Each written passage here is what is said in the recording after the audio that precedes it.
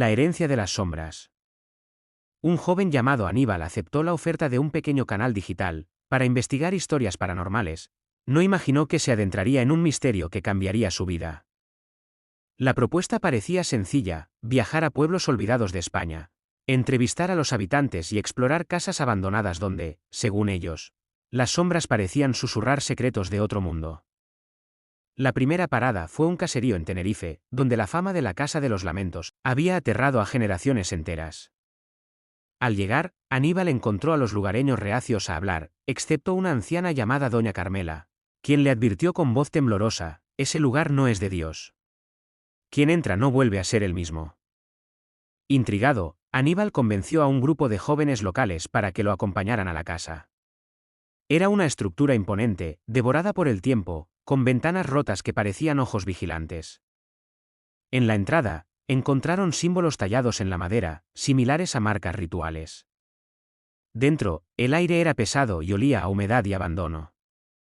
Los pasos resonaban en las tablas del suelo como si algo invisible les siguiera.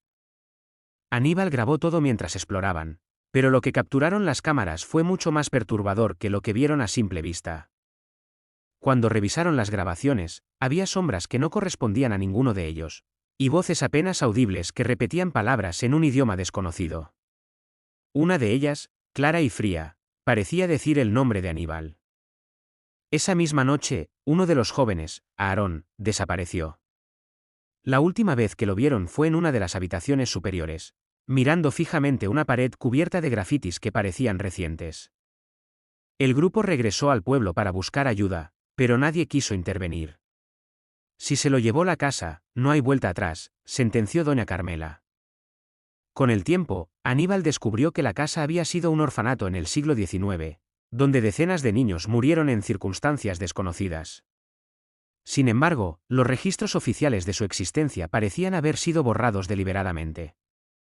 A medida que continuaba su investigación, más personas relacionadas con la casa comenzaron a desaparecer o a sufrir accidentes inexplicables.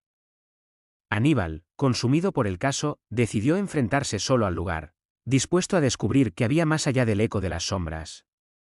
Al cruzar nuevamente las puertas, algo dentro de él cambió. Ya no era solo un espectador, era parte de la historia. Y, al parecer, las sombras también lo sabían. El tren de los olvidados. En un rincón perdido de Galicia, un viejo ferroviario llamado Héctor contaba una leyenda sobre un tren que aparecía en las noches de niebla cerrada. El tren de los olvidados. Según la historia, este tren recogía a los viajeros que cargaban secretos demasiado oscuros para confesarlos, llevándolos a un destino desconocido del que nadie regresaba. Cuando Clara, una periodista en busca de historias macabras, escuchó el relato, sintió la irresistible necesidad de comprobarlo por sí misma. Su vida había estado marcada por un secreto que llevaba años tratando de olvidar, y la idea de enfrentarlo en el mítico tren le pareció una oportunidad única. Una noche fría y silenciosa, Clara se apostó cerca de las vías abandonadas del viejo ferrocarril. La niebla era tan espesa que apenas podía ver más allá de sus manos. A medianoche, un silbido agudo rompió la quietud, y el tren apareció como salido de la nada, envuelto en un resplandor fantasmagórico. Sin pensarlo dos veces, Clara subió al vagón.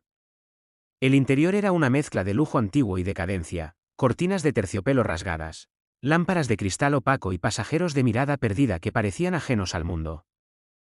Uno de ellos, un hombre de traje desgastado, le susurró al pasar: «El tren sabe por qué estás aquí». A medida que avanzaba, Clara notó que el tren no se detenía en ninguna estación conocida. En cambio, pasaban por paisajes surrealistas, bosques teñidos de rojo, ríos de sombras y cielos que parecían gritar en silencio. Finalmente, llegó al último vagón, donde una mujer de rostro pálido y ojos vacíos le ofreció una libreta. «Aquí escribimos lo que queremos olvidar», le dijo. «Pero ten cuidado, porque lo que entregues nunca lo recuperarás». Clara, temblando, escribió su secreto más oscuro, un accidente que había provocado años atrás y que había destruido una familia. Al cerrar la libreta, sintió un alivio inmediato, como si un peso se hubiera desvanecido. Sin embargo, al bajar del tren, descubrió que su reflejo en el vidrio de una ventana no era el suyo. Era la mujer que le había dado la libreta. Había pagado un precio más alto del que imaginaba. Ahora era parte del tren, un pasajero eterno en su viaje sin final, mientras su verdadero ser desaparecía en el olvido. El faro de los lamentos. En la escarpada costa de Asturias, un faro conocido como el Faro de los Lamentos, se erguía sobre un acantilado, azotado por las olas y el viento. Los pescadores evitaban acercarse a esa zona, alegando que quienes pasaban la noche allí escuchaban los gritos de los náufragos atrapados en el fondo del mar. Rubén, un escéptico arquitecto en busca de inspiración para un nuevo proyecto, decidió visitar el faro y pasar la noche. Lo encontró en ruinas, escaleras quebradas, cristales rotos y un aire cargado de historias no contadas. A medida que caía la noche, Rubén comenzó a escuchar susurros que parecían provenir de las paredes. Al principio pensó que era el viento, pero los susurros se transformaron en voces que murmuraban nombres, fechas y palabras de súplica. Subió al cuarto de la lámpara, donde encontró un diario cubierto de polvo. Las páginas hablaban de un farero llamado Jacinto, quien, según la leyenda, había llevado a cabo rituales oscuros para invocar tormentas y hundir barcos, todo con el propósito de quedarse con sus tesoros. Pero una noche, los espíritus de los náufragos se rebelaron, arrastrándolo al mar. Desde entonces, sus lamentos llenaban el faro.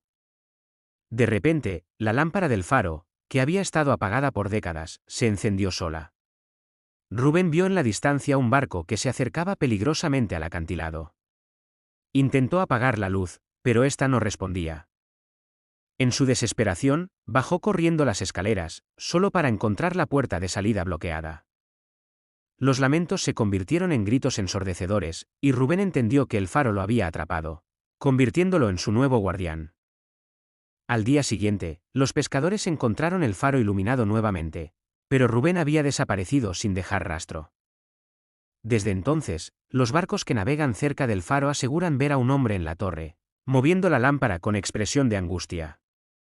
Quienes lo han visto aseguran que sus gritos se mezclan con el rugir del mar, advirtiendo a los navegantes de un destino trágico.